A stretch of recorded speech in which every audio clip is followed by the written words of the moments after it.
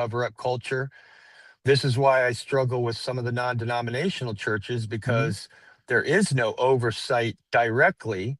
And if the person genuinely isn't, if the person is genuinely a good dude and he's operating under biblical principles, you might be okay. But with non-denomination, you kind of go with the direction of the leader, whoever's leading that congregation. So if he deviates biblically, you really don't have any recourse. You know what I mean? You could not seek a higher authority over him, because this is his church that he started in a strip mall.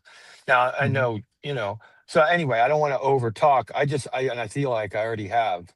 But that's the reason why it's easier for me to not have unfair expectations on the world or even leaders in the church, because I don't have an expectation that they're not going to be sinners. And I don't think I can get to a place where there are people that believe they can get to a place where they're just going to be, uh, you know, they talk theosis, they talk this one with God in a way that is Mm-hmm. supernatural. And again, that might all that stuff may be valid. I just know that for me, it just doesn't seem to click for me. Well, definitely more transparency and accountability and checks and balances within religious organizations. I mean, if anything, I would like a conversation like this to produce would be to encourage people to demand more of their leadership in terms of accountability and moral standards and personal integrity, accountability, transparency, etc. Financial, the whole bit. Now, I mean, obviously,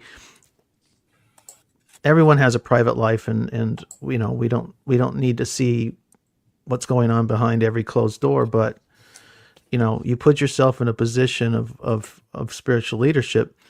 You did that, sir. You created this church, particularly talking about the kind of church you're talking about that has no accountability is among the fastest growing category of churches in America.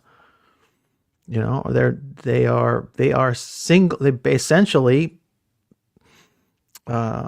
single man enterprises. And then highly charismatic individuals, and they've kind of developed the business model approach to how to start and grow a church. And some of these guys are really gifted at it. And but now they've you goodness, it's gotten to a point where if you work at a church, many employees have to sign a non-disclosure agreement to work at a church.